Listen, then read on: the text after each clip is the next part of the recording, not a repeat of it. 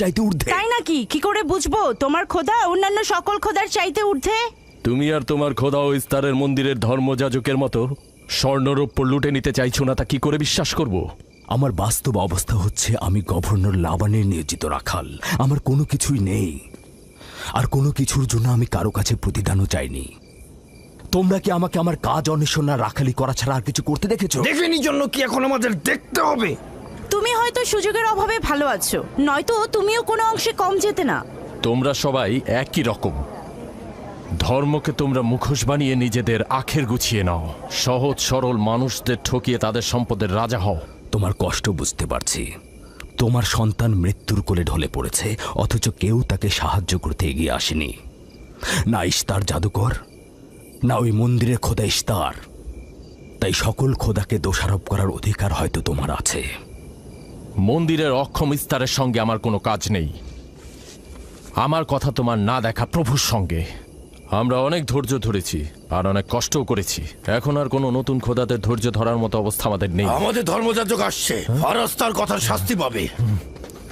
পালাও ফারিস, তুমি পালাও। ওইদিকে পালিয়েছে। ওইদিকে যাও, ওকে বন্দি করে নিয়ে এসো।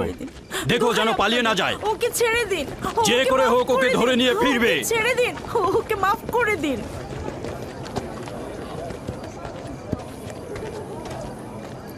যদি শুধুমাত্র গভর্নরের জামাতা না হতে, তাহলে আমি জানি তোমাকে কিভাবে শায়েস্তা করতে হয়।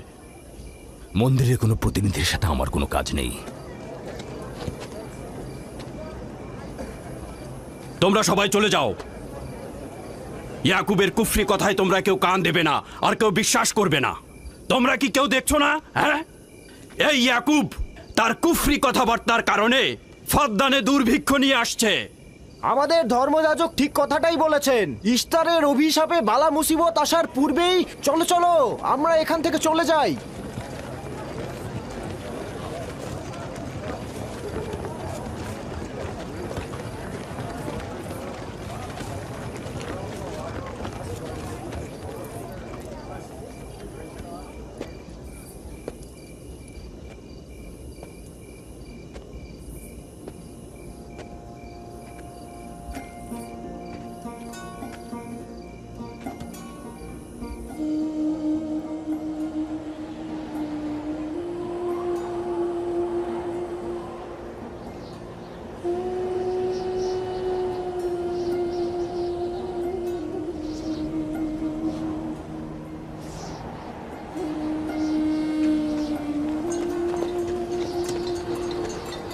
যদি খুব শীঘ্রই বৃষ্টিপাত না হয়, তাহলে ফাদ্দানবাসীর সকল ফসল নষ্ট হয়ে যাবে।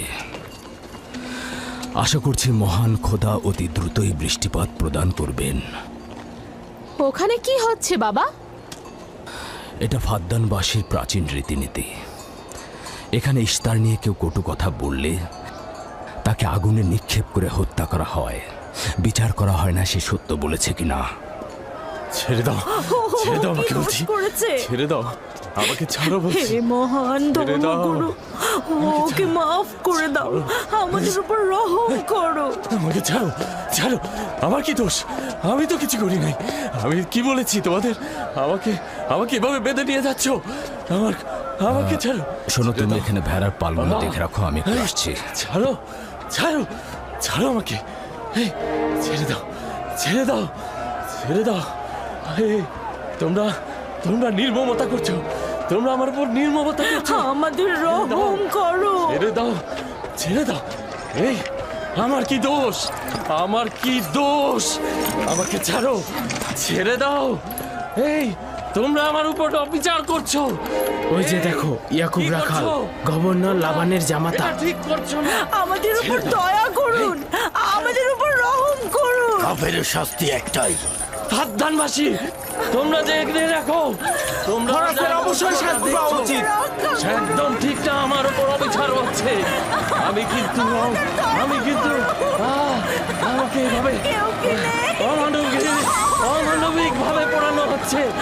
এটা তোমরা সহ্য করো না। তোমরা জেগে ওঠো। রক্ষা করুন, ওকে রক্ষা করুন। আমাকে বাঁচাও, বাঁচাও ফাদ্দান ফাদ্দানবাসী আমাকে বাঁচাও! ফাদ্দানবাসী, আমি বলছি আমি কোনো অন্যায় করিনি। অভিযুক্ত ফারাজ ইস্তারের শত্রু ও পাথর দিয়ে ইস্তারকে আক্রমণ করতে চেয়েছে এবং আমাদের খোদাকে অসমর্থ ও নালায়েক বলে আখ্যায়িত করেছে। ফাদ্দান শহরের প্রাচীন রীতিনীতি অনুযায়ী যে আমাদের খোদা ইস্তারকে অবমাননা করবে তাকে অবশ্যই আগুনে নিক্ষেপ করে হত্যা করা হবে।